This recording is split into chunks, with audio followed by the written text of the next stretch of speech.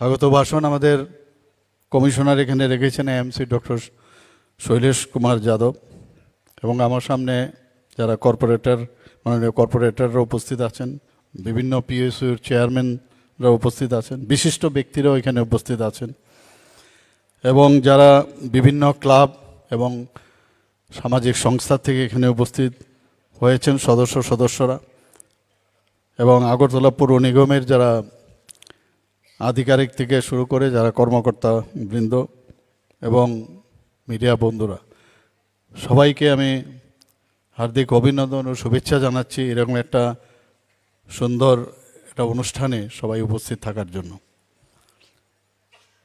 আমি এর আগে আজকে সকাল থেকে আমার 3টা প্রোগ্রাম ছিল। একটু আগে আমি একটা প্রোগ্রামে গিয়েছি, শঙ্করাচার্য বিদ্যায়তন আমাদের বর্দোয়ালি কেন্দ্রে, সেখানে আমি গিয়েছিলাম। সেখানে এক ভদ্রমহিলা আমাদের সাথে স্টেজে ছিলেন। উনি বোম্বে থেকে এসছেন, জেনারেল ম্যানেজার সেন্ট্রাল ব্যাংকের। এটা শুধু ওনার কথা নয়, উনি বলছেন যে আমি আগে নর্থ ইস্ট রিজনে আমি কাজ করে গেছি, আমি ভাবতেই পারিনি যে আগরতলা এত সুন্দর হয়ে যাবে, ভাবা যায়নি, কোনোদিন আমি ভাবতেও পারিনি এটা। খালি আজকের একটু আগে উনি বলেননি, অনেকেই যখনই আসেন বাইরের থেকে এসে বললে আগরতলা এরকম। অনেকে আছে এখান থেকে, আমাদের ছেলে মেয়েরা পর্যন্ত ত্রিপুরাতে কে থাকে, চলো বাইরে চলে যাই। এবার এসে পুজোর সময় বা বিভিন্ন অনুষ্ঠানে যখন আসে বলে এর এত সুন্দর আগরতলা হয়ে গেল, এরকম ত্রিপুরা হয়ে গেল। এতে আমাদেরও কিন্তু খুব এই কথাগুলো শুনে খুব আমরাও মানে ইন্সপায়ার্ড হই যে আগামী দিন আরও কিছু করতে হবে আমাদের। বসে নিই আমরা আচ্ছা, কমিউনিকেশনের দিক দিয়ে বলুন, এখান থেকে রেল রাজধানী থেকে আরম্ভ করে কাঞ্চনজঙ্ঘা থেকে আরম্ভ করে কত ট্রেন এখান থেকে যাচ্ছে।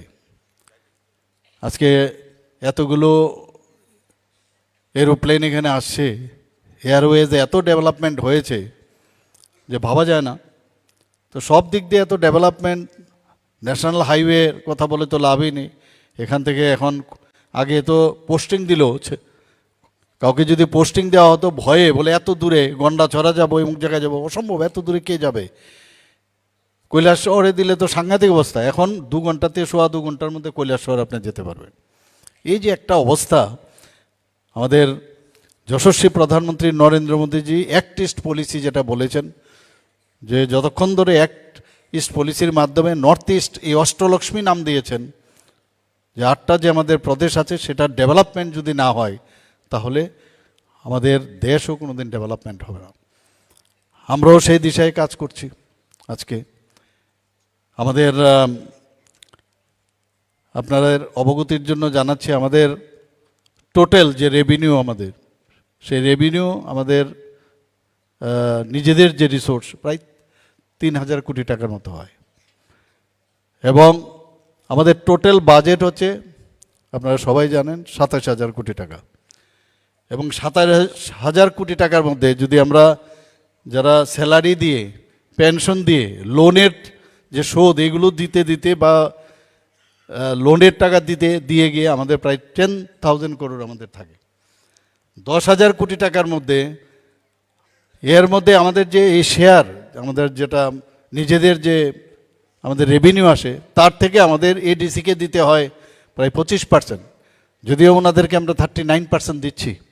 আরও যেসব অন্যান্য যেসব স্কিমগুলো আসে, আমাদের ইউএলবিস যেগুলো আছে ইনক্লুডিং আগরতলা মিউনিসিপ্যাল কর্পোরেশন, সেখানেও আমাদের 10% থেকে 15% দিতে হয়। এরপর আমাদের ডেভেলপমেন্ট, আমাদের এখানে কোথার থেকে ইনকাম আসবে, ছোট রাজ্য কিন্তু তারপরেও এবার 1.77 লাখ আমাদের যে পার ক্যাপিটা ইনকাম আমাদের ত্রিপুরা রাজ্যে বেড়েছে, অনেক বেশি, মানে পুরো জাম এখানে এসছে। আমাদের যদি আপনি জিএসডিপি দেখেন অনেক বেটার আগের থেকে, আমাদের প্রায় এখন 8.5%-এর উপরে আমাদের বৃদ্ধি পেয়েছে অন্যান্য প্রদেশের তুলনায়। নর্থ ইস্ট রিজিয়নে এখন ত্রিপুরা বেস্ট পারফরমার স্টেট হিসাবে ঘোষিত হয়েছে। এবার 72nd যে আমাদের প্ল্যানারি সেশন এখানে হয়েছে, মানে আগে তো মেঘালয়ে হতো বেশিরভাগ সময়, আসামে হতো, কিন্তু ত্রিপুরাকে ওনারা বেছে নিয়েছেন।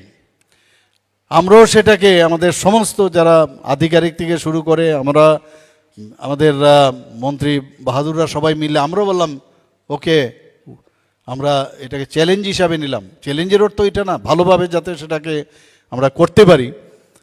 এবং 8টা রাজ্যের থেকে 8জন রাজ্যপাল এসছেন, মুখ্যমন্ত্রী এসছেন।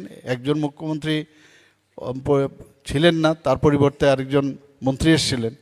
ওনারা বলছেন যে এই প্ল্যানারি সেশনস বারবার যেন ত্রিপুরাতেই হয়। ওনারা বলে গেছেন নিজেরা, রাজ্যপালরা। আমরা জানি কিভাবে চ্যালেঞ্জ মোকাবেলা করতে হয়, আমরা জানি ত্রিপুরাতে আমাদের সেই সামর্থ্য আমাদের আছে। এখানে আমার পূর্ববর্তী বক্তা মাননীয় মন্ত্রী বাহাদুর থেকে শুরু করে রাজীববাবুও বলেছেন যে এত বড় একটা দুর্যোগপূর্ণ একটা অবস্থান আমাদের ফেস করেছি, সেখানেও কিন্তু আমরা ওখান থেকেও আমরা উতরিয়েছি। যখন 19 তারিখ আমি দিল্লিতে ছিলাম, 19শে আগস্ট যখন খবর পেলাম, 19শে আগস্টে এসে আমি সুজা আমার ওয়ার রুমে বসে সমস্ত চিফ সেক্রেটারি থেকে শুরু করে সবাইকে নিয়ে বসেছি। মন্ত্রী বাহাদুরদের সাথে আমি কথা বলেছি, সময় নেই, তাড়াতাড়ি কিছু একটা করতে হবে। এমন একটা আমরা কোনোদিন ভাবিনি। বগাফার মধ্যে প্রায় মানে 6.5-এর উপরে, 6.5 মিলিমিটারের উপরে ওখানে বৃষ্টিপাত ভাবা যায় কোনো দিন? সমস্ত জায়গার মধ্যে 12টা নদীর মধ্যে একটা বাদ দিলে সবকটা নদীই এফেক্টেড ছিল। সমস্ত জেলাগুলো আমাদের প্রায় আমাদের 8টা জেলার মধ্যে সবকটা জেলাই কোনো না কোনোভাবে এফেক্টেড। এর মধ্যে মেইনলি যেটা গোমতী হয়েছে এবং গোমতী ডিস্ট্রিক্ট বেশি এফেক্টেড হয়েছে, সিপাহীজলা হয়েছে, খোয়াই হয়েছে এবং সাউথ। সবকটার মধ্যে আমি নিজে যখন মাননীয় প্রধানমন্ত্রীজির সাথে আমি কথা বললাম, আমাদের মাননীয় স্বরাষ্ট্রমন্ত্রীর সাথে সাথে হেলিকপ্টার দিয়েছে, যা যা দরকার এনডিআরএফ টিম পাঠিয়েছে, আমাদের এসডিআরএফ টিম ছিল, আমাদের পুলিশ বাহিনী এসছে, আপনারা সবাই ঝাঁপিয়ে পড়েছেন। এই যে অ্যাক্টিভিটি, আমি যেহেতু 19 তারিখ 20 তারিখে আমি ভাবলাম বাই রোডে আমি যাব, কিন্তু সবাই বলল যে যেতে পারবেন না, রাস্তায় আটকে যাবেন। তাই হয়েছে, যে কারণে আমি রিকোয়েস্ট করলাম এয়ারফোর্সের যে হেলিকপ্টার, সেটার মধ্যে কিন্তু উই আর নট অ্যালাউড। সেই জায়গার মধ্যে স্পেশাল পারমিশন নিয়ে আমি সমস্ত অমরপুর থেকে আরম্ভ করে সব জায়গায় আমি গেছি।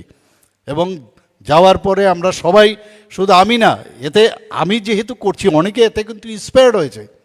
আমাদের বিভিন্ন যারা সাধারণ মানুষ এতে ইনভলভড হয়েছে। এবং আমি দেখেছি যেটা রাজীববাবু বলেছেন, যে যখন আমি আহ্বান করলাম যে please help us to cope up this problem, সাথে সাথে ছোট ছোট বাচ্চা তার ওই যে পিগি যে ব্যাংক সেগুলো নিয়ে এসছে ওরা। আমি টাকা বললাম তো ক্যাশ টাকা তো নেব না, ওখানে আমি ভেঙে পয়সা দিয়ে আমি ওটাকে চেক বানিয়ে কাউকে দিয়ে সেটা আমি গ্রহণ করেছি। এইরকম স্বতঃস্ফূর্তভাবে হেল্প ত্রিপুরা রাজ্যে আমি কোনোদিন দেখিনি, এবং আগামী দিন আমি জানি না যদি এরকম হয়, ত্রিপুরাবাসী তো আসবে, সেটা আমি দেখতে পেয়েছি। এবং এতে করে আমাদের কিন্তু শক্তি অনেক বাড়ে। আমাদের এই অবস্থার মধ্যে আমাদের আর্থিক এই সমস্যা, তারপরেও আমরা ডিএ দিয়ে দিচ্ছি, 30% আমরা ডিএ দিয়েছি। 1% ডিএ দিয়ে মানে 100 কোটি টাকা, চারটিখানি কথা নয়। তারপরেও জাম্প করে আমরা কোন জায়গায় গেছি, আরও দেব। বিধানসভার মধ্যে বারবার কথা হচ্ছিল যে কি হয়েছে। আমি বললাম আগে তো আপনাদের এই ডিএর জন্য 1% ডিএর জন্য রাস্তার মধ্যে খালি জিন্দাবাদ জিন্দাবাদ প্রসেশন করিয়েছেন। আমাদের তো বলতে হয় না, আমরা সব দিয়ে দিই। চাকরির যে বিষয় বারবার বলছি, যখন যেটা আমাদের হবে সেটা আমরা দেব, আন্দোলন করে লাভ হবে না। কারণ আন্দোলন করে আমরা দিচ্ছি তো, দেব। এই যে একটা টোটাল একটা অ্যাটমসফিয়ার আমরা এখন তৈরি করেছি সারা ত্রিপুরাতে, মানুষ সেটাকে অ্যাকসেপ্ট করছে। এখানে আইন শৃঙ্খলার কথা বলা হয়েছে। আপনারা দেখেন যে গন্ডা থুইসার মধ্যে যখন ঘটনা হয়েছিল, বারবার বিরোধী দলের নেতারাও আমাকে ফোন করছেন, অনেক মানুষ আমাকে ফোন করছেন, সাংঘাতিক অবস্থা ওইখানে, তাড়াতাড়ি কিছু করুন। 3 দিনের মধ্যে সেই জায়গার মধ্যে আমরা সেটা কন্ট্রোল করতে পেরেছি। আমাদের যখন এই আপনার নর্থ ডিস্ট্রিক্টের মধ্যে যখন প্রবলেম হয়েছিল ধর্মনগরের এখানে, সেখানেও দেখুন প্রায় 3 দিনের মধ্যে আমাকে বারবার বলা হয়েছিল এখানে যে অবস্থা কদমতলা কদমতলা সেখানে ফায়ারিং না করলে অসম্ভব। আমি বললাম লাস্ট অব্দি আপনারা দেখুন, এর আগে আমি ফায়ারিং করব না। তাই হয়েছে, ওরা হাওয়ার মধ্যে এয়ার ফায়ার করছে, কন্ট্রোল হয়েছে। মানে আমরা জানি যে একটা ফায়ারিং করতে কতক্ষণ লাগে, অর্ডারটা দিলাম কিন্তু কে মরবে? আমাদের লোক, আমাদেরই কেউ না কেউ মারা যাবে, সেটা আই ডিড নট অ্যালাউ। তো এইভাবে কন্ট্রোল। রানীর বাজারে ঘটনার সময় আমার মাননীয় মন্ত্রী বাহাদুর সেখানে নিজে উপস্থিত ছিলেন, সেখানেও একই অবস্থা, একটা দাঙ্গা লাগাবার একটা চেষ্টা হচ্ছিল। কিন্তু এই জায়গাটার মধ্যে আমরা নিজেরা চেষ্টা করে, এবং সেটা সবচেয়ে বড় যে আমরা এই চেষ্টাগুলো করছি, কারণ আমরা জানি মানুষ আমাদের সাপোর্ট করে, আমাদের উপর বিশ্বাস রাখে, সে আস্থা আছে, তার কারণে কিন্তু আমরা সেই কাজটা করতে পারি। আজকে এখানে ডেভেলপমেন্টের যদি আপনার কথা বলেন, এত সুন্দর ডেভেলপমেন্ট হচ্ছে, শুধু আগরতলা মিউনিসিপ্যাল কর্পোরেশন না, আমাদের স্মার্ট সিটি যে যারা এটা দেখছেন তারাও কিন্তু অনেক এএমসি এবং স্মার্ট সিটি যৌথভাবে এই ডেভেলপমেন্টগুলো করছে। আমরা এর মধ্যে আমরা চাইছি যে সমস্ত ইউএলবিএসগুলো প্রথমে আমরা উন্নত মানের করব, এবং এর মধ্যে আমরা ঘোষণাও দিয়েছি যে আগরতলা, ধর্মনগর এবং উদয়পুরে 3টি জায়গায় স্যাটেলাইট টাউন আমরা করব। কারণ এখন ঘনবসতি হয়ে যাচ্ছে আগরতলা বা উদয়পুর, ধর্মনগর, সেখানে স্যাটেলাইট টাউন একটু আরও এখন নতুন সমস্ত প্রজেক্ট যে ডিপিআর বানিয়ে আরও থাকার সুব্যবস্থা করে সেইগুলো আমরা ডেভেলপ করছি। আমরা এখানে ইস্টার্ন বাইপাস হচ্ছে, ওয়েস্টার্ন বাইপাস হচ্ছে, এখানে যানবাহনের কত সুন্দর ব্যবস্থা হয়ে যাবে। মানে আমরা চাইছি যে, কারণ যে মানুষের জন্য আমরা কাজ করতে চাই সেটা আমরা করছি এখানে। আমার খুব ভালো লাগলো যে এখানের আগরতলা মিউনিসিপ্যাল কর্পোরেশনের, আমি ঢুকেই প্রথমে কিন্তু এটাকে ধরলাম, আমি আগের থেকেই ভাবছিলাম, যেটা আমার মাননীয় মন্ত্রী বাহাদুর সুশান্তবাবু বলেছেন যে এটা একটু এবার হাইটটা কমে গেছে কিন্তু সাইড দিয়ে বেড়ে গেছে। তো আমি এসে প্রথমে দেখলাম কীরকম এটার ওজন হবে, আমাকে বললো 4-5টা দিয়ে যেতে, আমি জানি না আমি কতটুকু, ওরাই যারা নেবেন, যারা ক্লাবের এখানে সভাপতি সেক্রেটারিরা আসছেন তারাই এটার ওজন বহন করবেন, আমি খালি একটু টাচ করব। এবং প্রতি বছরই কিছু না কিছু একটা নতুনত্ব আমাদের এএমসির মেয়র সাহেব দেন। এবং আমি এক সময় ভাবছিলাম এখানে যখন আমরা সেই লাইট আমরা এখানে করছিলাম, প্রদীপ জ্বালাচ্ছিলাম, তো যেভাবে ঢাকিদের ঢাক বাজছিল, উলুধ্বনি, কোথার থেকে এসব প্ল্যানিং হয়? এটা তো ইভেন্ট ম্যানেজার যারা তারা করে, এটা আমি জানি না, উনি করতে, ওনার থেকে জানতে হবে, শিখতে হবে আমার, যে এটা কি করে এই একবার এক একটা জিনিস করেন। আর বিস্তারিত এখানে আলোচনা হয়েছে। আমি আপনাদের যারা ক্লাবের যারা করে, আমি নিজে বহু বছর ক্লাবের সাথে যুক্ত ছিলাম, তখন যেভাবে আমরা মানে আমাদেরও কিন্তু মাইন্ডসেট এরকম ছিল, যেরকম আছে সেই রকমই, খালি একটু জোড়াতালি। এখন কিন্তু এই অবস্থা নাই, এখন কিন্তু অনেক বেশি আপনাদের সুবিধা হয়ে গেছে। এখানে আমাদের মাননীয় মন্ত্রী বাহাদুর বলছেন আপনাদের কি করা উচিত। আমি তো বলবো, আমি মাননীয় আমাদের মেয়র সাহেবকে বলবো, একটা প্রতিযোগিতা হোক না, আপনাদের কোন ক্লাবের এরিয়ার মধ্যে ড্রেনগুলো কত পরিষ্কার রাখা যায়, এটার একটা হোক না নতুন করে একটা প্রতিযোগিতা। এবং যে বেস্ট ওইখানের, মানে এখানে তো আমাদের যারা কর্পোরেটররা আছেনই, কিন্তু ক্লাব বেসিসে ওই ক্লাবের ওই এরিয়ার মধ্যে তারা কত পরিষ্কার রাখতে পারে, ড্রেনগুলো পরিষ্কার রাখতে পারে, ওখানে ড্রেনের মধ্যে কেউ যেন জিনিস না ফেলতে পারে, এটার একটু প্রতিযোগিতা হোক। এটার জন্য আরও বড় আর একটু যদি প্রাইজ আপনি ব্যবস্থা করেন, আমি আপনাকে হেল্প করব সেই বিষয়ে, তাহলে আমরা ত্রিপুরাকে আরও সুন্দরভাবে আপনাদের সামনে রাখতে পারবো। এখানে আজকে মায়ের গমনের যে কথা বলা হয়েছে এত সুন্দরভাবে হলো, এবং এটা কিন্তু শুরু হয়েছিল তৎকালীন সময়ে আইসিএর দপ্তরের মন্ত্রী ছিলেন এই আমাদের সুশান্তবাবু, তখনই উনি কিন্তু এটা শুরু করেছিলেন মায়ের গমন। সেটা শুরু করেছিল আগরতলা মিউনিসিপ্যাল কর্পোরেশনের সামনে। এবং আমরা যখন এইবার আলাপ করলাম যে আমরা আগে এখান থেকেই শুরু হতো, আমরা ছোটোবেলায় দেখতাম, আপনারা সবাই মেনেছেন, এবং দেখলাম যে সত্যিই ইট ক্লিকড এবং কাজ হয়েছে, দেখতেও ভালো লেগেছে, সবাই প্রশস্ত জায়গা ছিল, এবং সারা আগরতলা শহরের রাস্তা পরিক্রমা করে মূর্তিগুলো ভাসান দিয়েছে, এবং ভাসানের জায়গাও এত অদ্ভুত ব্যবস্থা করেছে, সত্যিই অপূর্ব। এবং আমার মনে হয় না ভারতবর্ষের কোথাও এত সুন্দরভাবে এই ব্যবস্থাপনা, এবং তার জন্য credit goes to all of you, not to AMC তো আপনাদের প্রতিনিধি হয়ে কাজ করছে। আমি সমস্ত যারা এখানে কর্পোরেটর আছেন তাদেরকে আমি বলবো, রিয়েলি ইটস এ টিম।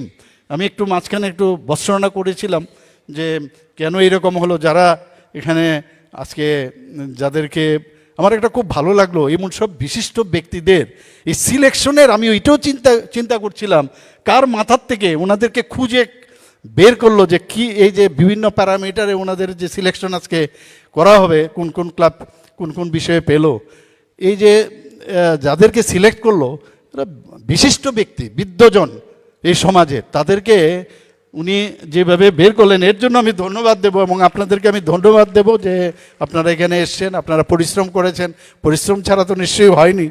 তো আজকে অত্যন্ত আনন্দমুখর আজকে একটা দিন, সবাই আমরা একসাথে মিলে এই আনন্দ উপভোগ করি এবং এক ত্রিপুরা শ্রেষ্ঠ ত্রিপুরা, এক আগরতলা শ্রেষ্ঠ আগরতলা, সেটা আমরা আগামী দিন বানাবো। সবাইকে অসংখ্য ধন্যবাদ জানিয়ে আমি আমার বক্তব্য শেষ করছি। জয় হিন্দ। অসংখ্য ধন্যবাদ রাজ্যের মাননীয় মুখ্যমন্ত্রী শ্রদ্ধেয় প্রফেসর ডক্টর মানিক সাহা মহোদয়কে ওনার মূল্যবান বক্তব্যে আমাদের ঋদ্ধ করবার জন্য। অনেক অনেক ধন্যবাদ মহোদয়কে। এবারে আমরা যাব সেই